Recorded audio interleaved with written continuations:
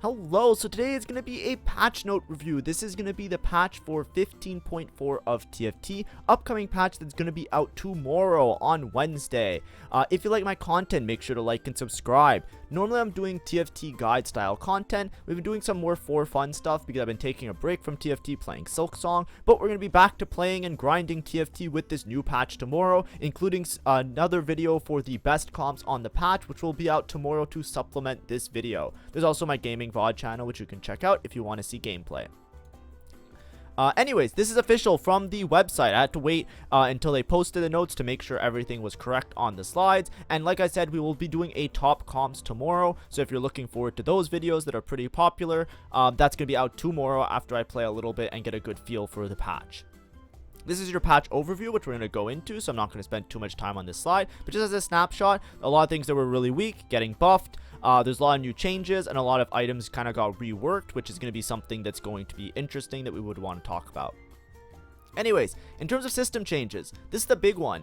They made these new role revamps based on the current set to kind of like give units different ways of generating mana and give them other base stats based on the role that they have in the game. So if you highlight a unit and you look, they'll say something like magic tank or magic fighter or magic assassin.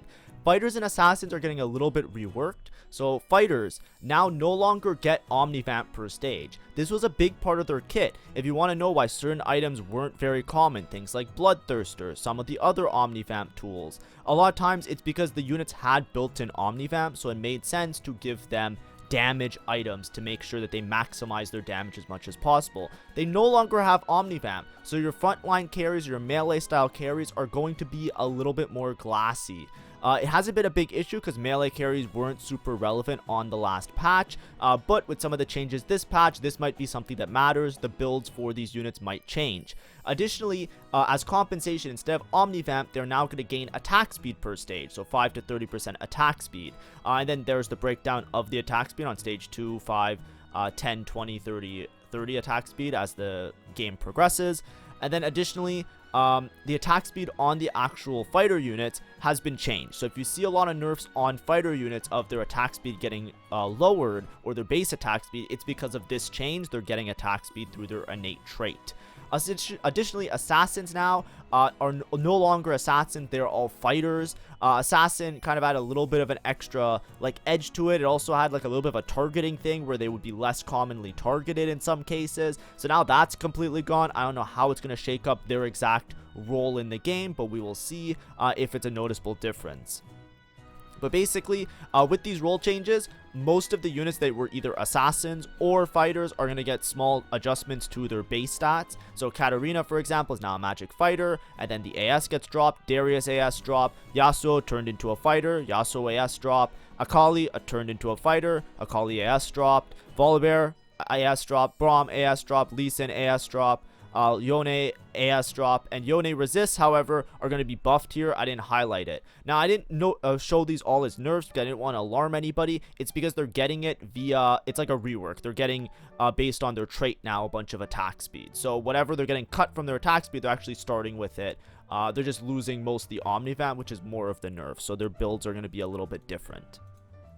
Additionally, other system changes. Prismatic orbs now have a wider spectrum of possible values. However, everybody's getting the same prismatic orb output. So this was something that was really annoying at certain cases where like you would get a prismatic orb and it can greatly sway the game, but then somebody would get something that's like way stronger and you would get something like a bunch of gold. And they originally removed that, but then there were still awkward ones that sometimes didn't really fit. Now everybody gets the same thing. I don't know how I feel about that. I just don't like prismatic orbs in general, but that's a me personal thing.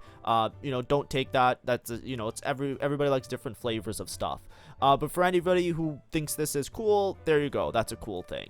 Additionally, these are the new prismatic orbs, so they made them a lot more crazy. Then there's some 1% chances of some crazy ones to really like make the game kind of nutty. I think that everybody getting the same stuff, you know, it makes some of the variants a little bit less, but these are still going to greatly sway the game. It's not going to make it any less RNG, because obviously if you play a comp where you spike very hard off of emblems, or you spike really hard off of a radiant or an artifact, there's still going to be all sorts of crazy things happening within the game. So keep that in mind. But this is the new table. If you wanted to see it, you can just take a screenshot or look it up. Additionally, gold orbs now are getting the artifact anvil removed. I think that's a good change. I think it was really stupid when a gold orb, which was pretty common in games, would just randomly drop an ore artifact, and then people would just have like insane win conditions. Additionally, it also felt really bad in some spots, because if you have all your units itemized and somebody else gets a frying pan and you get like a useless ore artifact, because some of them are kind of hard to play around, it was just one that never really felt good in my opinion, unless you were the person that high rolled, which is less likely that you're going to be the one person that it works out for. So they're removing it. I think that's a good change. Instead, they're upping the odds of champion duplicator and the 2-star, the 2-5 cost, like dropping 2-5 costs. So we'll see how that plays out. Additionally, opening encounters for loot sub, you're not getting artifact anvil. This is really big because artifact anvil is one of the things that you sometimes play around with loot sub, so just keep that in mind. They're kind of like making artifacts a little bit less of a common occurrence within a lot of the games, and just keep that in mind if you're playing comps where you're like hoping to get an artifact. Additionally, PvE rounds. So the Krugs are going to have less AD, and the Crab Brave Stage 5 is going to get less of a damage increase.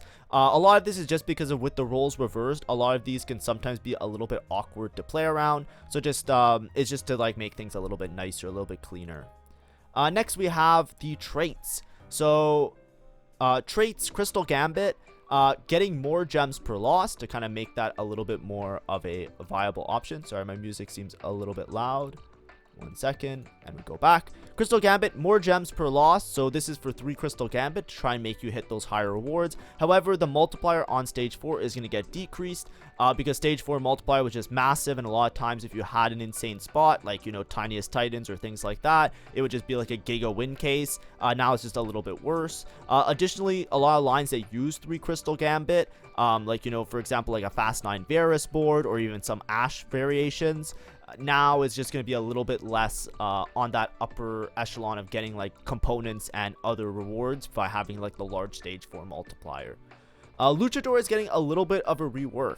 So now with Luchador, you no longer get immunity and in-target ability before jumping. So that's pretty massive. That's a pretty massive nerf, because one thing with Luchadors that was really great was that they would basically de-aggro once they get their Luchador proc, and then they would jump.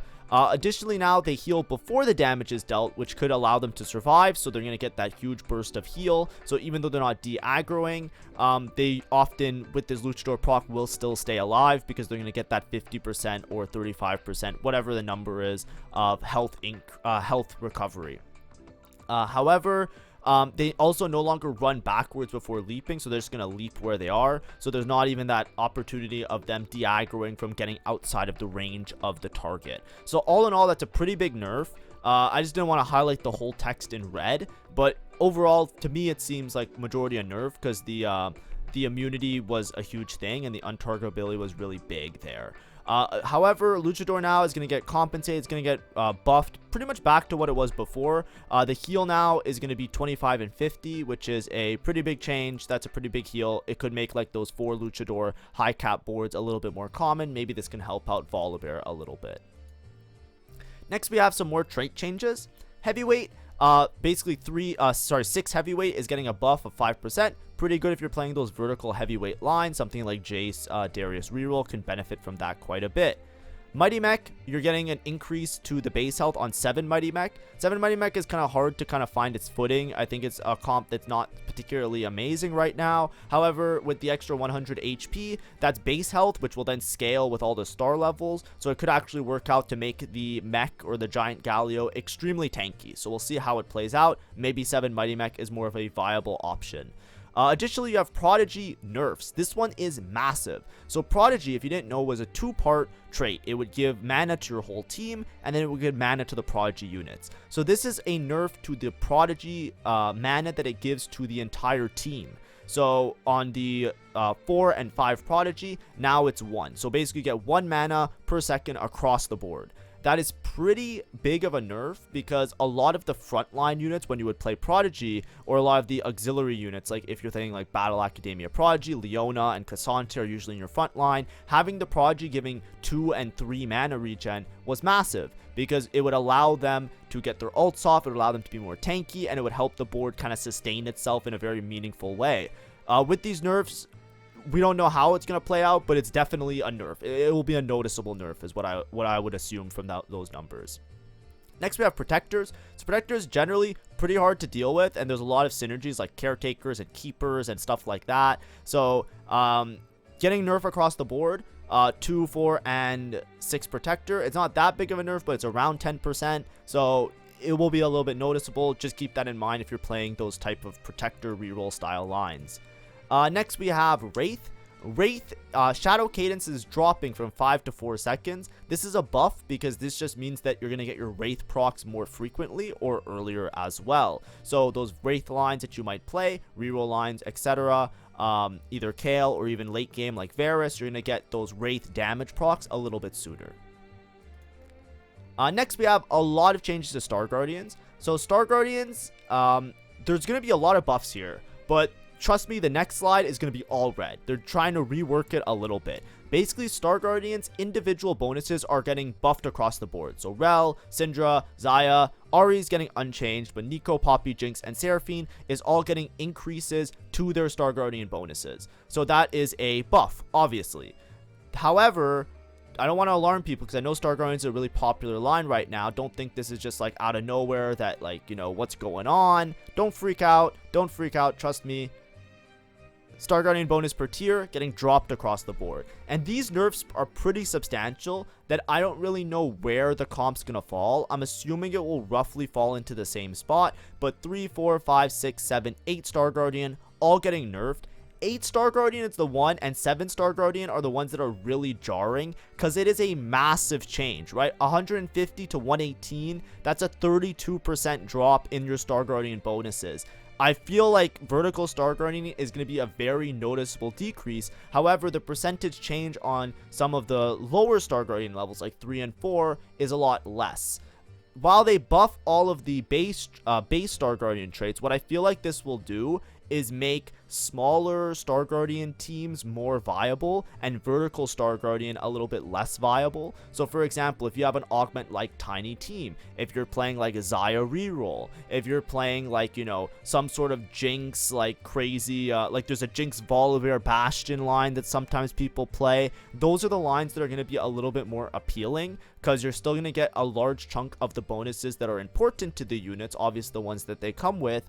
However, you won't have as much of a nerf because the nerf seems to be more top heavy, like in those later Star Guardian levels. So it will feel like, I think those comps, especially if you have an Augment like Tiny team where you get double the bonuses if you play 3 Star Guardians or less, I feel like you're going to see a lot more of an improvement, or you're going to feel like a noticeable strength in those ends of the Star Guardian boards as opposed to like the later Star Guardian boards.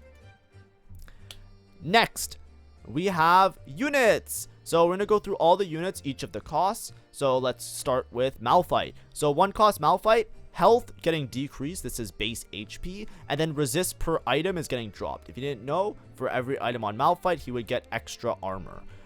This is a pretty big nerf because Malphite a lot of times is your early game carry, quote unquote carry, with the extra resist that he gets. He does a lot of damage off of that. And additionally, a lot of his scaling, like crew scales HP, it works with his base health, right? Because its percentage health increases. So these nerfs are pretty substantial. It might hurt a lot of Malphite lines like crew or Jhin reroll. Those are 2 common lines that play around the Malphite front line. So just be aware of that. You might need a better spot in order to realize the potential of those boards.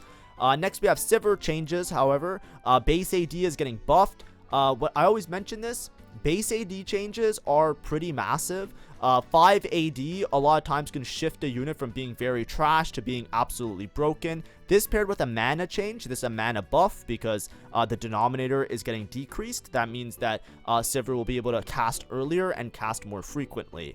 I think Sivir is going to be a much better early game unit. She probably still whiffs a lot. I think one of Sivir's biggest problems is she misses sometimes and she completely whiffs her shot. But assuming that you have a decent build and decent setup for her, I think she'll be a lot better of an early game unit. Next, we also have some changes to 2 costs. So Janna is getting buffed across the board, 1, 2, and 3 cost Janna. Pretty substantial changes, right? Especially to 3-star Janna, 260 to 310. Is like that's a lot of AP difference. Janna reroll with protectors used to be a viable line in PvE, so in the testing or the beta version of the set before the set actually launched, she used to be extremely strong. I had a video on it that I made way back when. This comp might become a little bit more common now. It might become something that becomes more relevant. She might also be a better early game unit. I think personally, I usually hold on to Janna's early game because of Heart of Gold. One of her power-up bonuses could give you a lot of gold. But she always felt a little bit awkward with her ability or ways of doing damage. She also gets access to bullet hell, so you know, we'll see if it becomes viable, but she'll at least be a more competent or more capable backline mid-game carry, even if she's not a reroll line. So good changes, or changes whether you like them or not. Decent changes, you know, like to make her unit more playable. Next we have Kai'Sa. Kai'Sa has been really strong. She's getting nerfed across the board. It's not that big of a nerf. It's AD damage, but these are per bullet, so it can really add up. But, you know, it's less than 10%, especially on the 3-star, so it's not super massive. Kai'Sa can still outscale and do really well, because she has infinitely scaling AD. So you might just have to have a much better Kai'Sa spot in order to actually play Kai'Sa. A lot of times you can start Kai'Sa on stage 3 and she'll still win out. It made it a little bit more forcible, especially based on like artifacts and opener. Now you might just have to have a better spot in order to have that work out. Next we have Vi. So Vi's healing getting buffed across the board, just to make her a better type of tank, I think, in most cases. She already is pretty strong. I don't know if this is going to translate into Vi Hero Augment in any way, because her ability gets reworked when she goes into Hero Augment form, but just buffs across the board in that case, around 10%-ish. Next, we have some big changes here, so I had to like reformat the slide a little bit. But we have Malzahar getting a mana buff, so this is to the denominator. So the denominator is getting decreased, meaning that the Malzahar is going to cast earlier and more frequently. That's good. Malzahar especially loves to cast a bunch because every time he casts, he's marking unmarked enemies with like his virus and spreading the infection and all of that. So having the mana, having him cast more frequently and more commonly is going to help him. It might even make stuff like Malzahar reroll a little bit more capable of a comp. We'll see how it goes. It really depends on how other comps kind of get compensated, buffed, and nerfed. Senna. So Senna, this is a pretty big rework. Whenever you see these big types of text where it's like core gameplay logic rewritten, usually it's a pretty massive buff. So we're going to see how it plays out. But basically with Senna, now she will end her target better if there's no targets within her beam, because that was like a big problem, that she would sometimes like cast her beam and then she'd be shooting nothing, and then she would take a while to like recast, and there was a lot of downtime with her, which made her very not consistent. It made her like a little bit awkward to play around sometimes. Now they also made it so that now she can attack and move significantly earlier after the spell ends. I think this just allows her to get more casts off and to do more damage.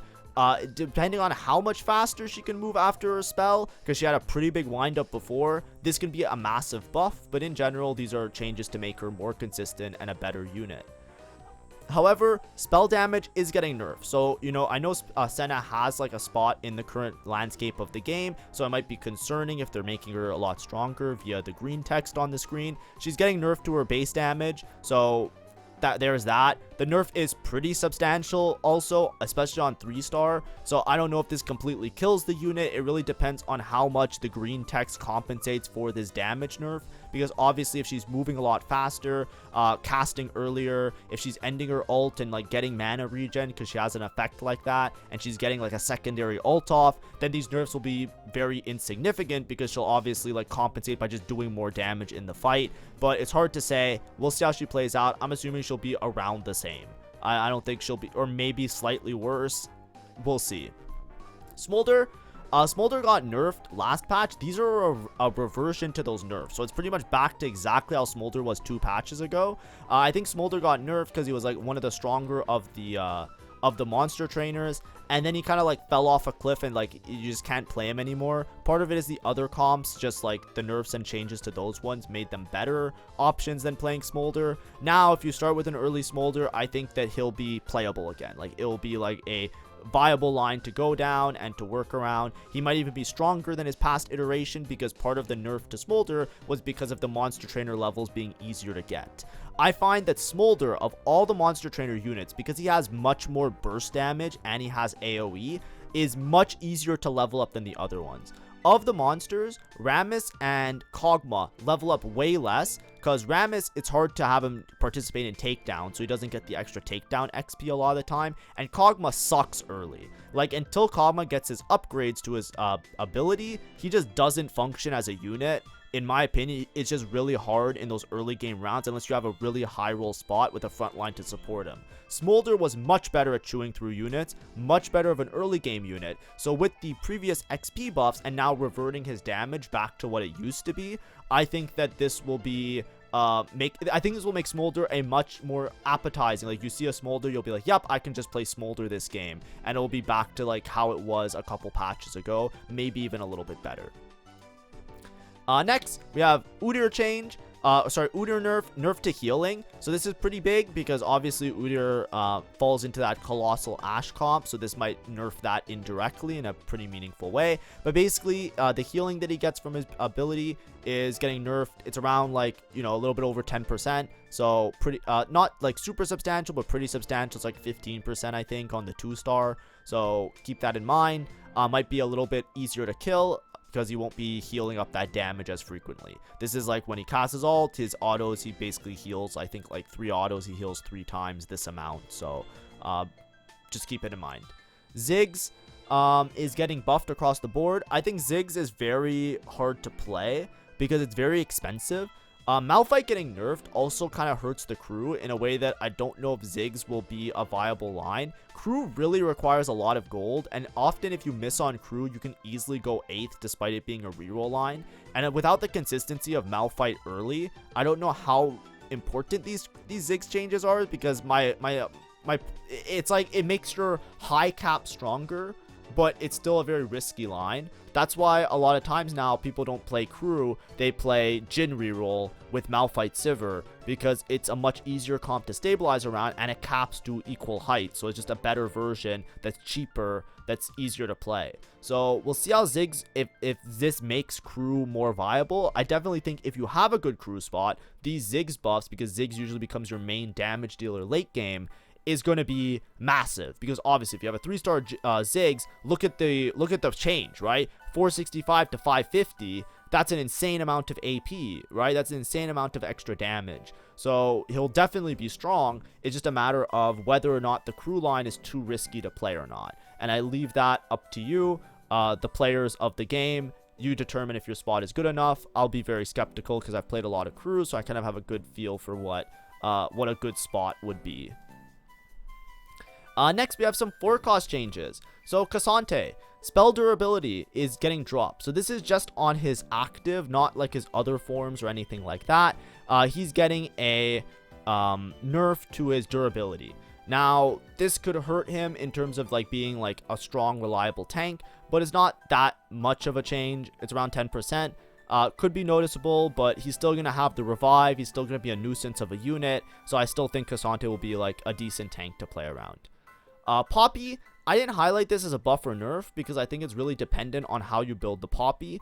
But basically, her entire kit is getting a little bit of a rework. So her shield now is getting a huge drop in the amount of scaling it has off of AP, and instead it's getting added with a 10% max HP. Additionally, the primary damage is removing the HP, and the secondary damage is removing the HP, and instead it is scaling much more on AD.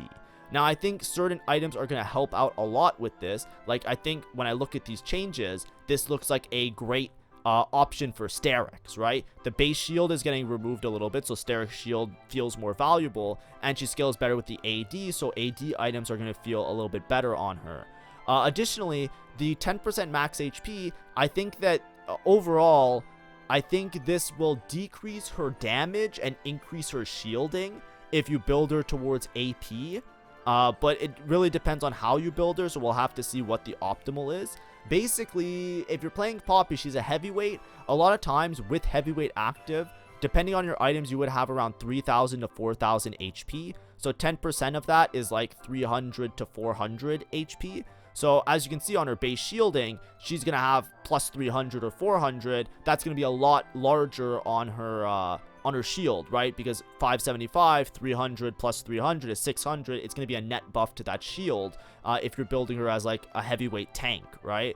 And then obviously with the damage, she's going to do a lot less damage because the same thing applies with the HP. The number is going to be smaller if you add it like that. Now that's assuming that you get to a Poppy 2 and you hit those certain thresholds. But likewise, I think this is just going to mean that she does less damage and is more tanky. I think that's what the average case is going to end up being, which is more of like a rework. It's up to you if you decide how that fits into your game plan. Next, we have Leona. So Leona, she steals resists every time she casts, and that's like based on her potential, which scales with Star Guardian. That's getting nerfed. I didn't put in red by accident, but it's a nerf. 1.5 to 1 nerf. She's going to be stealing less armor. Next, we have some changes to more forecasts. Rise. Mentor spell damage. This is when you have Mentor Rise in, is going to get nerfed. The nerf doesn't feel that big, but it is pretty substantial because this is like he's single target, so these numbers can matter a lot. But basically you have nerf to his 1 and 2 star, and then the geyser damage, that's like the extra damage that he does based on Mentor, is getting nerfed pretty heavily, so he does less of those extra splash damage things. I don't think this is going to make Rise that much weaker, however, because obviously the Mentor Rise with Socialite is pretty substantial. We'll see if there's any changes in that regard when we get to power-ups, which I think there is. But in general, I think that he'll still be around the same in that like Mentor Rise mech kind of comp. Next, we also have Samira. Samira's been hard to find her footing because she kind of got like reworked a little bit last patch, and then like kind of her damage isn't that good. Soulfighter's kind of in a weird spot where it's like you can play it and you'll be like really strong on stage 4, and then stage 5 you just fall off a cliff. So like the spots for Soulfighter are very niche, but you can often like salvage a game or get like an easy top 4 in some cases, and then the other times you just like misjudge, other people hit their boards, then you go like 8th, right? This is gonna make Samira a little bit more consistent. Basically they're just buffing her single target damage, so her whole spin where she does AoE is not getting that much of a change. It's mostly her single target, so she'll be able to like tank bust a little bit easier. I think that will help out because, like, you know, a lot of times she kind of felt like a tickle monster that she just wasn't doing enough damage. So hopefully this makes it a little bit more of a viable line. Next, we also have Yumi. Yumi used to be like one of the best comps, and then like now with Rise it's kind of like fallen off a little bit, but she's still extremely strong. Excuse me. Damage per page is getting nerfed.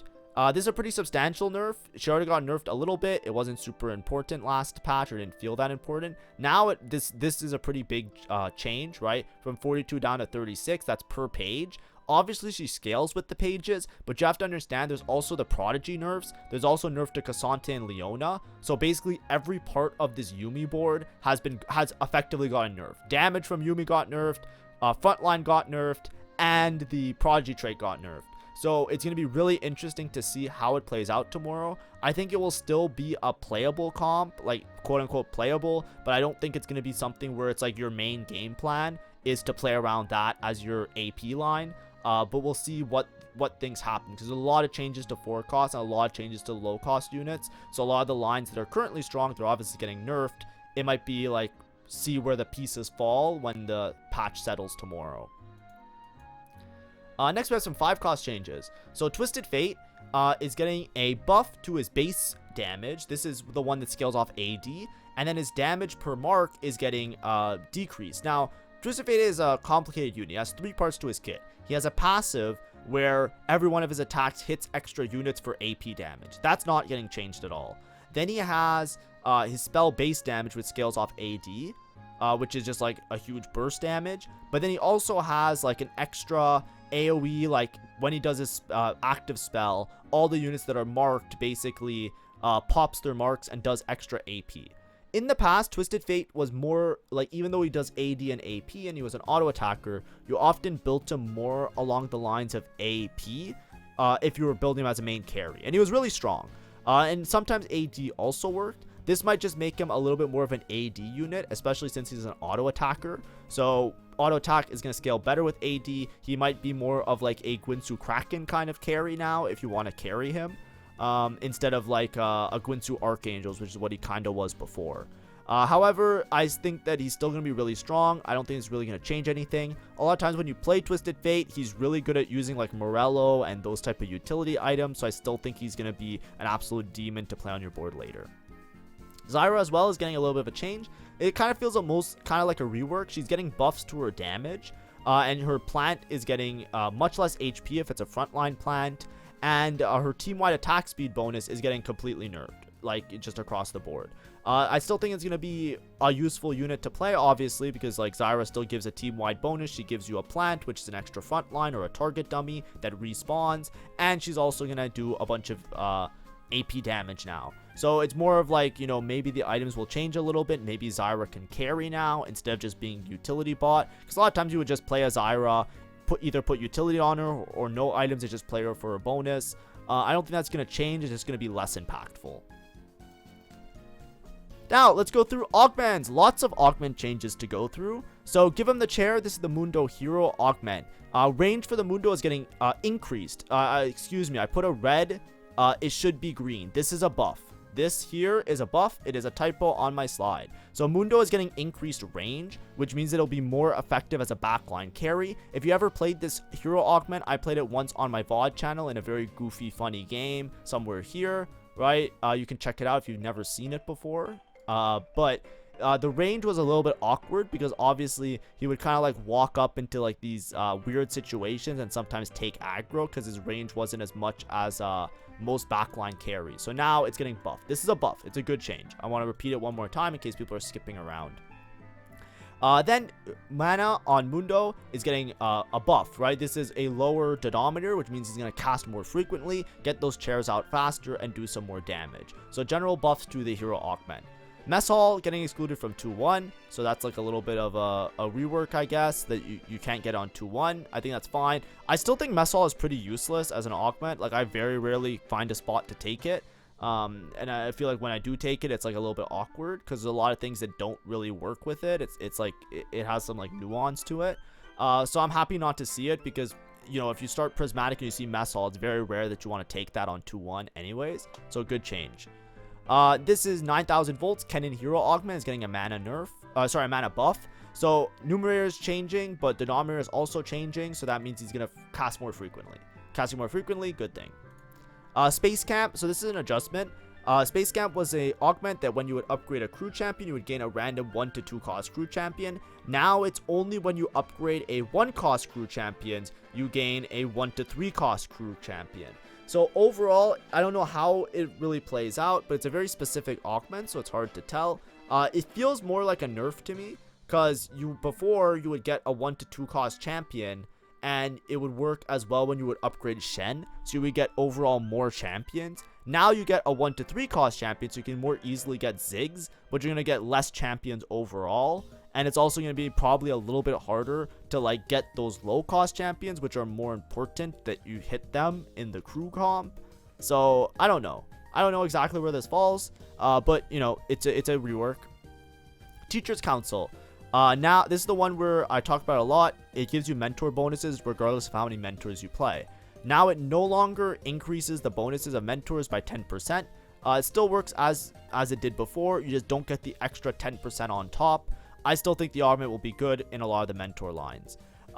Teachers Council will now also get nerfed to not give you an Udyr, but give you a Kabuko. So it's like a downgrade of the unit that it's giving you.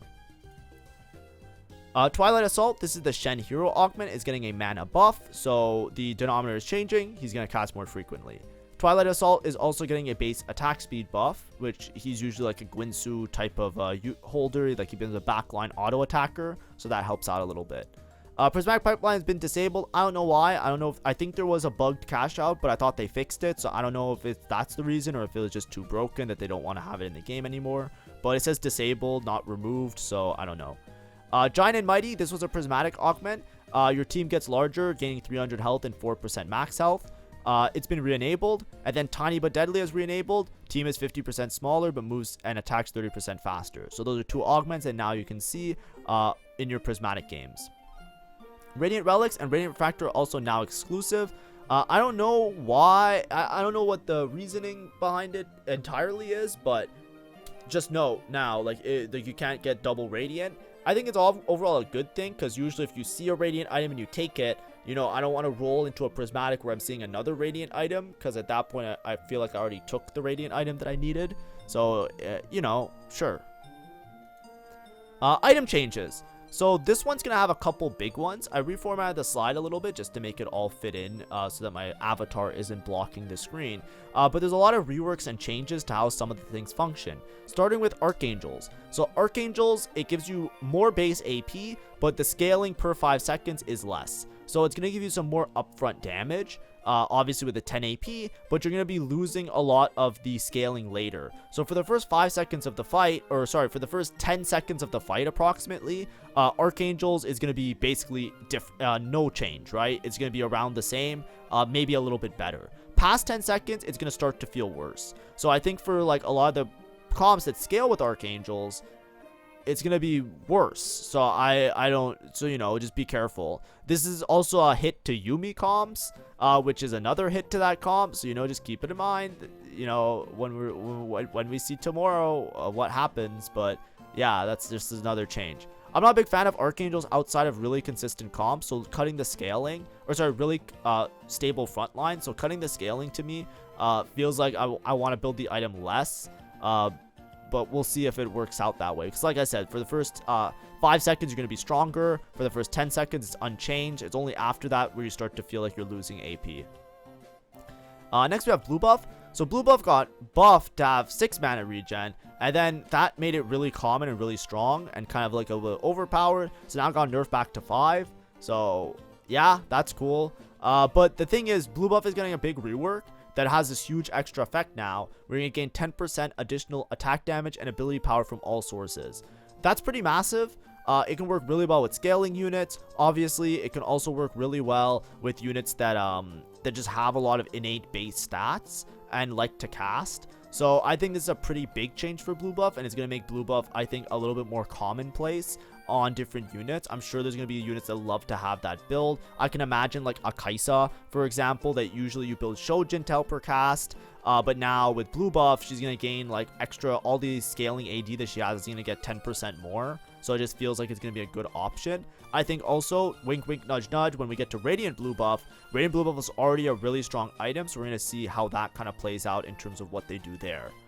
Giant Slayer, getting more base amp, I think that's fine. I felt like it was a little bit awkward of an item and a little bit weak, because much of its power is only against tanks, and other items in the game gave more damage amp and applied to more units, right? If you think about a Strikers, it gave more damage amp, and it would apply to any unit. It didn't have like a conditional attached to it.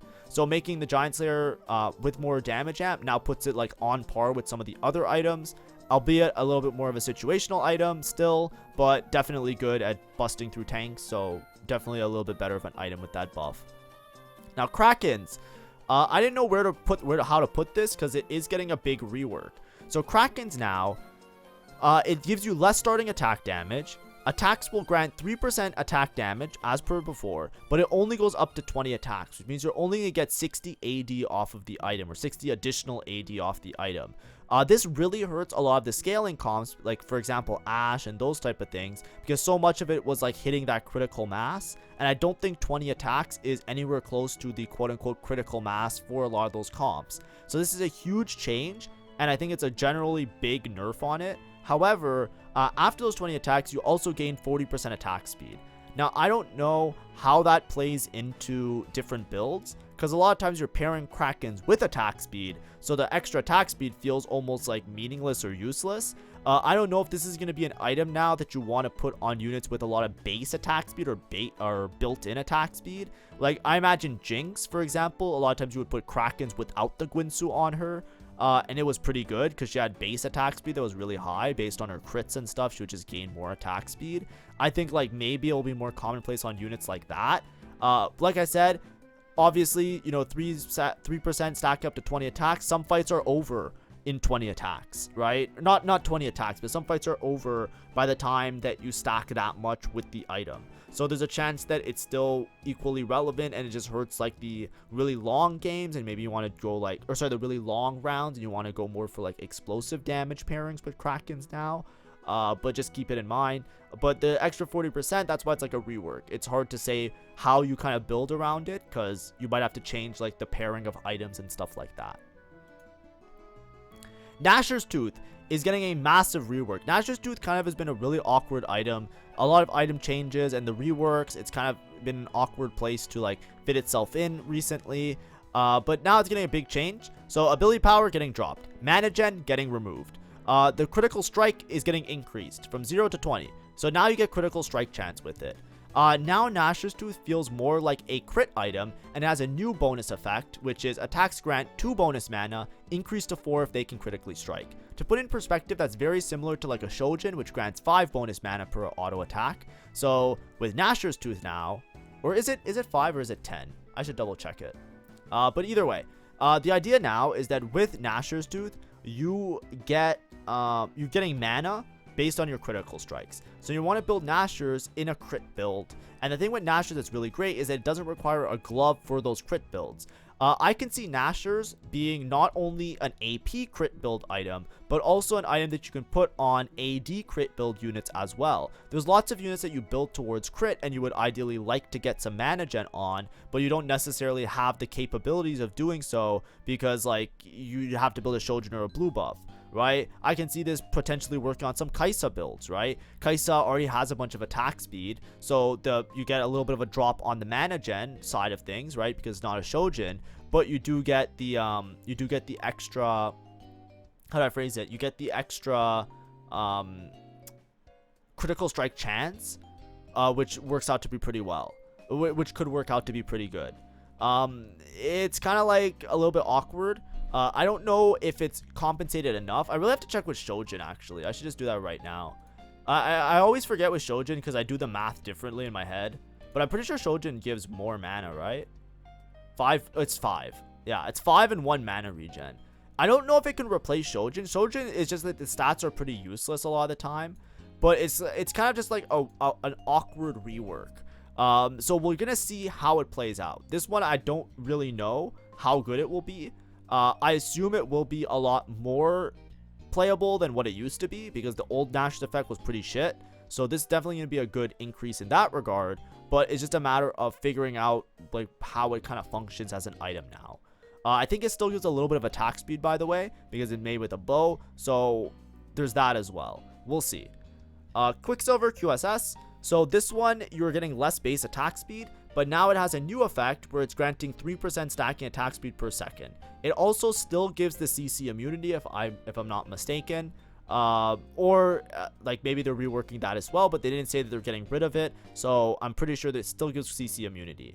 Now it kind of has like a Guinsoo light effect. It's like CC immunity and 3% stacking attack speed. Guinsoo stacks 6% stacking attack speed every second. So I don't know where this kind of falls, but I think it's like a rework to make it a little bit more scaling or a little bit more like scaly than the previous build, which just gave like a burst of like a bunch of attack speed for a couple seconds in the fight. We'll see. Usually you build Quicksilver for the immunity to CC, so maybe this makes it a little bit more applicable in some other spots, especially for backline users. Next we have Red Buff. So Red Buff getting 5% increase to attack speed, just make it a little bit better of an item. Additionally, right now we can easily just go through the Radiant items. Radiant items are basically all the same changes that were for the non-Radiant versions, but in general just like applied to the Radiants now. So Radiant Archangels, right? This one's getting nerfed across the board, however. Regular Archangels saw a base AP buff. Here we're getting a AP nerf and a AP per 4 seconds nerf. Radiant Archangels was a really strong item last patch, but a lot of it was heavy lifted by Yuumi in particular. So I don't think the item was that crazy strong, but just note it's going to be a little bit less applicable as like an item that you would want on some of those builds in certain cases.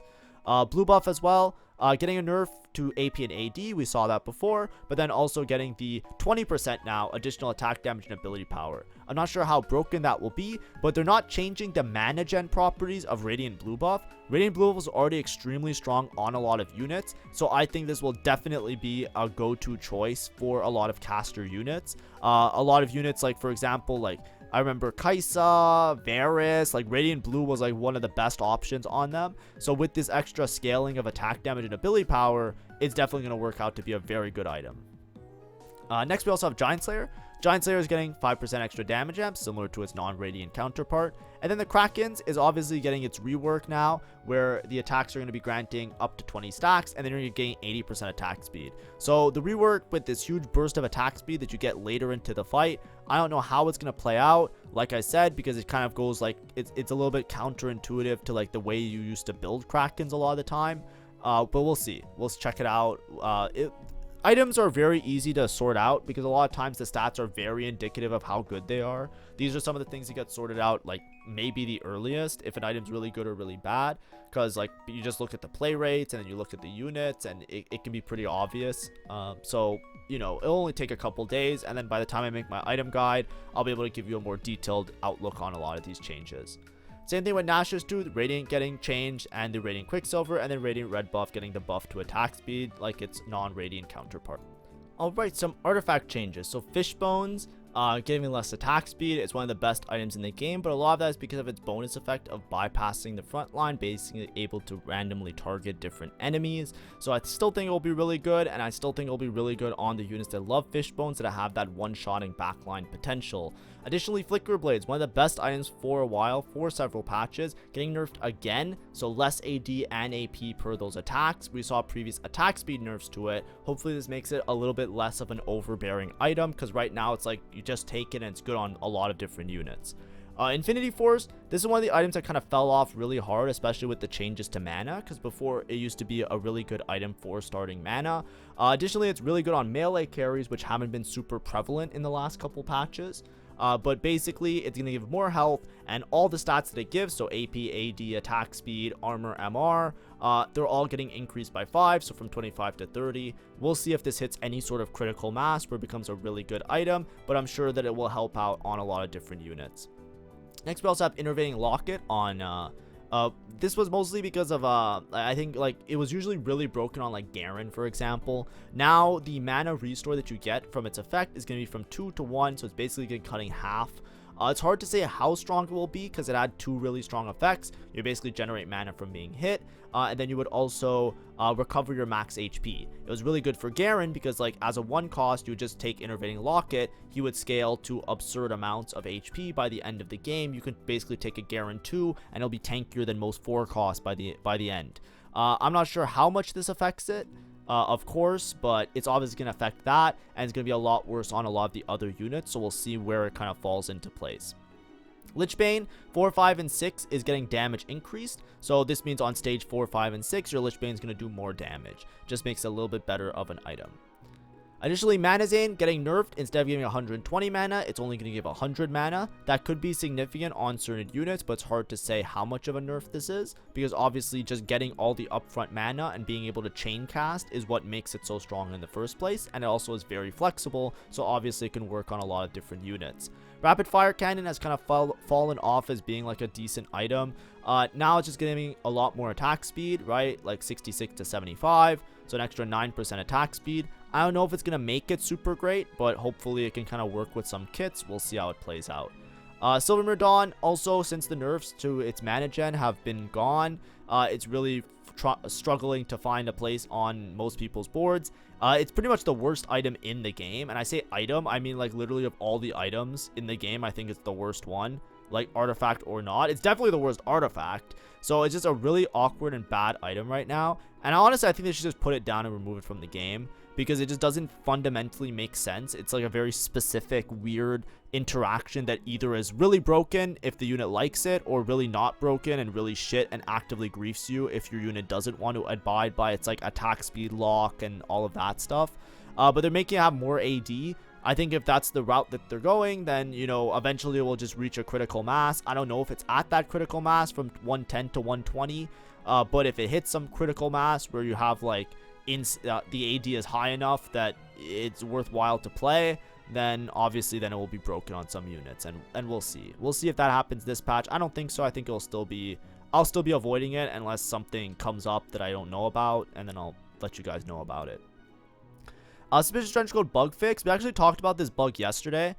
Don't bug abuse, but basically now with Shadow Clone, when Shadow Clone would have a Suspicious Trenchcoat, when the Shadow Clone would split, the debuff would get removed. So there were some interactions where you would suspicious trench coat a backline unit, you use shadow clone and use that to like basically bug abuse to like do a bunch of extra damage.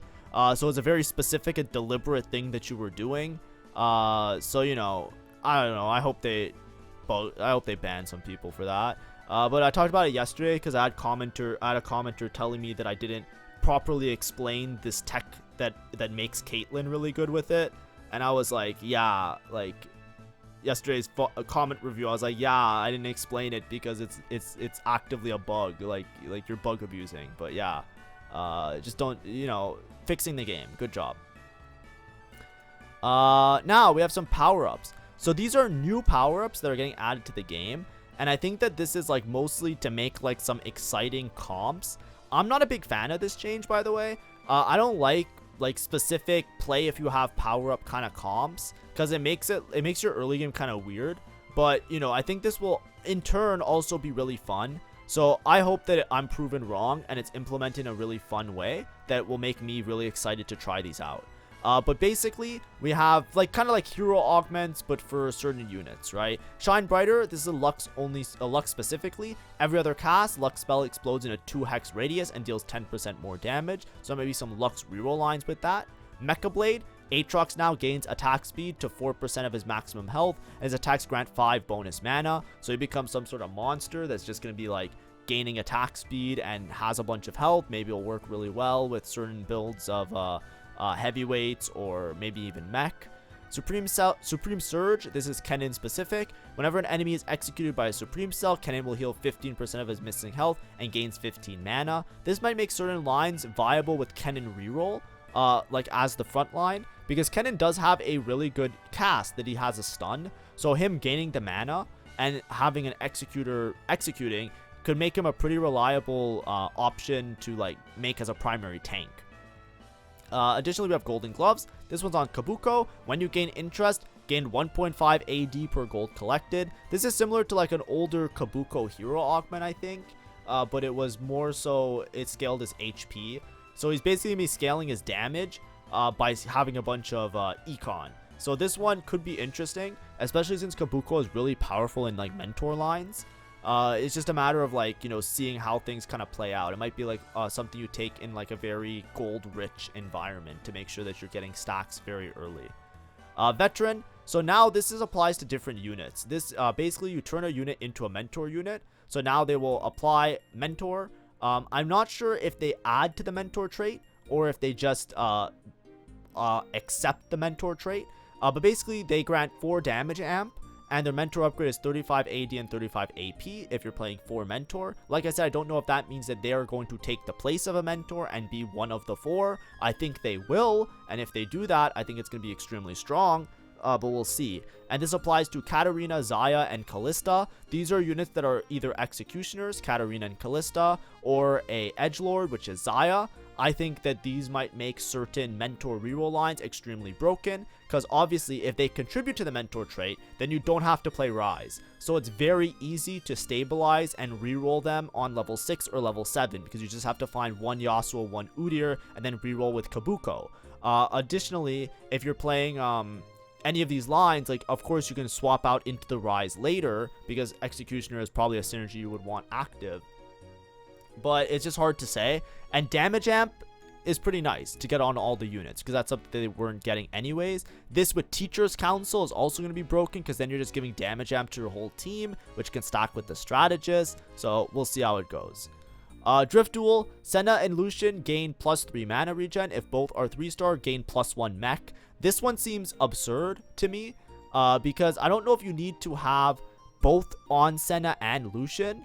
Like, it's not very clear in what they said. So we'll see exactly what it needs. If you're committing 2 artifacts, or sorry, 2 fruits to it, then obviously then it's like whatever. Excuse me, then it's like whatever. It makes sense.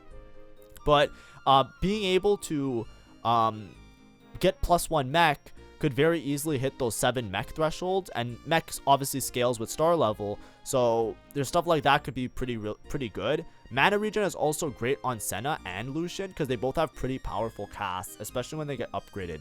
Lucian 3-star also got buffed a couple patches ago. It just was never really a reason to play him because Sorks also got nerfed at the same time. So there's a good chance that Lucian is also pretty strong as a fully upgraded 3-star unit as well. Starry Night, this is Rel only. Rel gains 6 health and 10 AP for every 1 cost unit you field. 3-star units count double. So this one's a little bit awkward. I'm not sure exactly how it fits in, but I think this will be like a Prodigy Bastion reroll line, because those are the 1 costs that I think fit in really nicely. I'm not sure if you're trying to like fit in like more than 4 1 costs, but you know, you can probably reroll Garen, Rel, Syndra, and what's his name, Ezreal. And with the Star Guardian bonuses being better and low cost Star Guardians being pretty good, this might be extremely good with like certain Star Guardian builds, right? Tiny team, right, where you're playing not that many Star Guardians. But we'll see. Obviously, like, you know, it's gonna be like, you know, if you have 3-star on 4 units, you're basically gaining 12, you're getting 48% health and 40 AP. It's like, is that enough to make Rel, which is a 1 cost unit, like broken? Hard to say. We'll see. Next we have some changes to power up. So adaptive skin getting buffed, more resists. All out AD, this is the Cassante specific one, getting a buff. It's really hard to play all out Cassante, I think, so it's hard to say if he's gonna be like a relevant comp again, but buff to all out could make it hit a critical mass where it's like good as a solo carry. Attack expert, external AD boost, getting a buff, 35%. Bestest boy Smolder and Bestest boy Kog'Maw getting buffs to the amount of AD and AP they give. Blade NATO, bonus damage increase. Bludgeoner, bonus damage Bludgeoner armor ignore is getting buffed, so they're doing more armor ignoring, so that's great. Desperado damage increase. Desperado has been removed from Gnar. Double strikes no longer offered on Udyr. Fairy Tail damage is getting buffed, but only to the later stages, so it's still going to start with like around the same Fairy Tail damage, but then as the game progresses, you'll do more damage. Final boss is getting a buff as well. A lot of these are weaker power-ups, but a lot of them are also very flexible ones, specifically like Bludgeoner and Attack Expert. These are ones that I regard pretty highly right now, and them getting buffs is pretty substantial, like pretty good in my opinion. So I think those ones are going to be a lot more of an often take, at least for me. Final Ascent, this is the Kale specific one. On level 7 is going to give more AP. Final Ascent level 10 is also going to give more damage. Finalist bonus per eliminated player is going to get increased from 2% to 3%. Gather Force damage per mana is going to get increased. So this is you get more AD if you cast more. This was pretty common on like Shojin Jinx builds, for example, stuff like that. So now it's going to be a little bit better. Hungry Hero, this is the one where you sacrifice your own health for stacks. This one was absolutely abysmal in my opinion because it just didn't give enough stats. But now it's giving 1 or more AD per sacrifice and 25 more HP per sacrifice. The problem with this is that a lot of the units that you're putting Hungry Hero on, you want them to be kind of like a 1v9 monster, but they don't generate mana from being hit, so the extra HP doesn't feel as good as when this existed in the past, right? This was a mechanic that was on Briar, which was a 5 cost in set 12, and it made a lot of sense on her because basically she would 1v9, because at one point she would have so much stats and so much HP that she would be unkillable and it would like go infinite. So I'm still skeptical about playing Hungry Hero, but just note that it changed a little bit. Hyperactive, getting more bonus attack speed. Icebender getting nerfed. This is the Rise specific one. Keenan, which might make the Mentor Rise comp a little bit worse, but usually that revolved more around Socialite, which we'll see what the changes to Socialite are. Kenai MR is getting increased, so that's more MR ignoring, similar to the other one like Bludgeoner. Living Wall AS per resist is getting increased. Mage damage reduction. Oh, Mage damage reduction. This is a buff. Excuse me. I put it in red because number go down, but number go down is good here. So with Mage, I believe this would be like the damage reduction on your casts. So you would cast twice, but your your cast would do less total damage. Now they're going to do more damage because the reduction is nerfed. So this is going to be a net buff. So this number should be in green. I'm going to repeat it in case people are skipping ahead. The number should be in green. This is a buff to Mage. Next, Magic Expert AP boost is getting increased, similar to like Attack Expert, so now it's 35.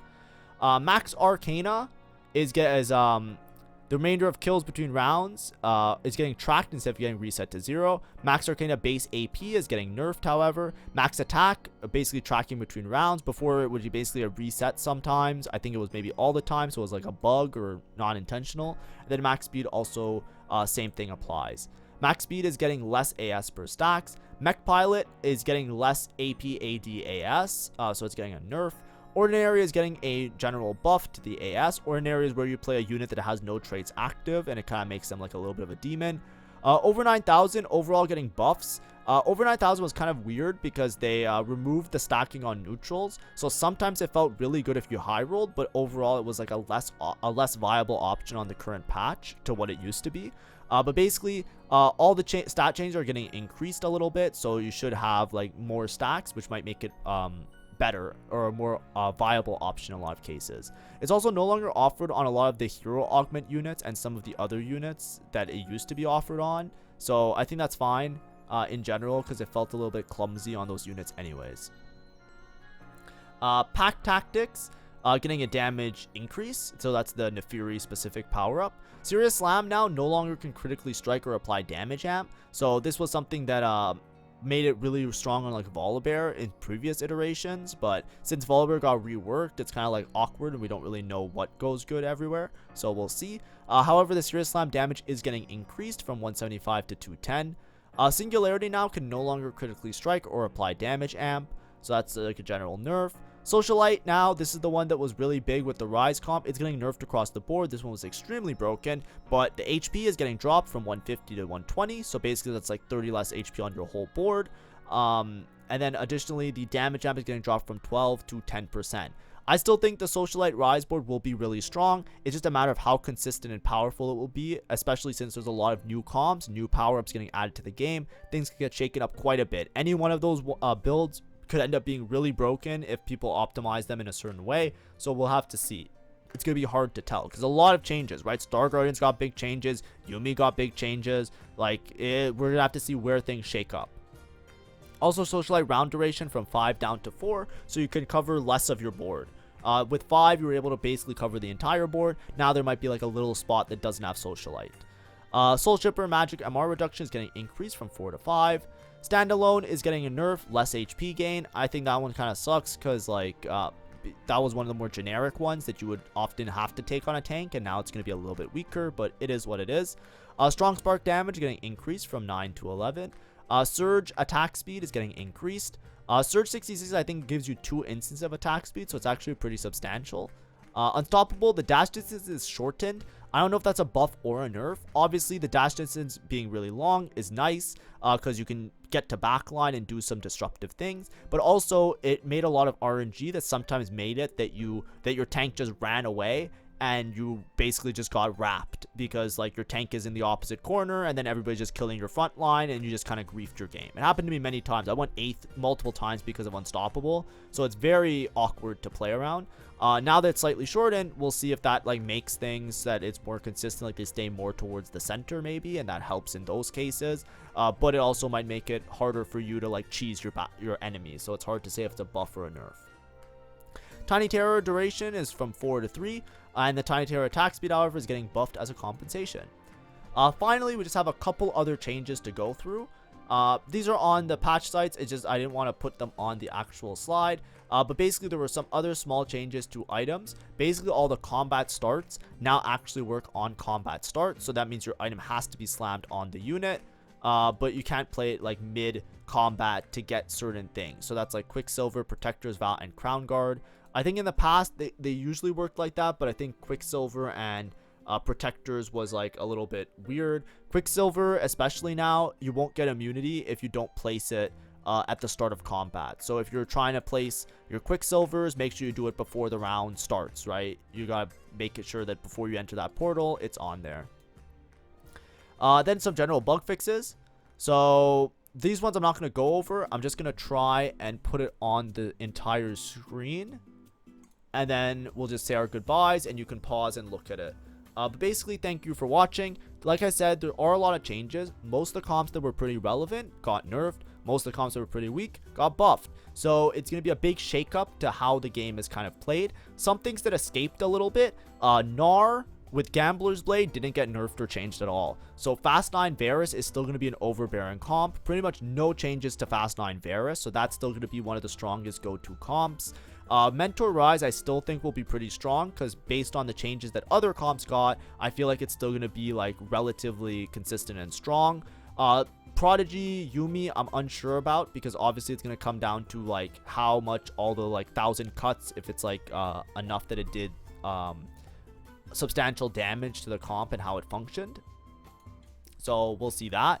Additionally, some of the reroll lines with Malphite getting axed a little bit could be a little bit awkward. But of course, the big changes are all the new power-ups. There might be some potential options, right? We've seen it before. Trait-specific power-ups like Rising Chaos on Syndra has been broken forever. That's one of the best options to play around AP early. If this exists with like all the other ones they added, like the ones that make new mentors, ones that scale Kabuko, right? We'll have to see how those kind of play out, because it's too hard for me to tell right now, because you're basically playing the unit in a fundamentally different way in all of those types of situations. So it'll come down to just trial and error, and probably best comps tomorrow. We'll discuss it a little bit further. But anyways, hopefully that was enjoyable. Tried to get this out as early as possible. I had to edit the slides and you know, record everything as soon as the patch notes went live on their website. Not a second to spare, but hopefully it was enjoyable. Thank you for watching. Have a great day and see ya. Bye bye.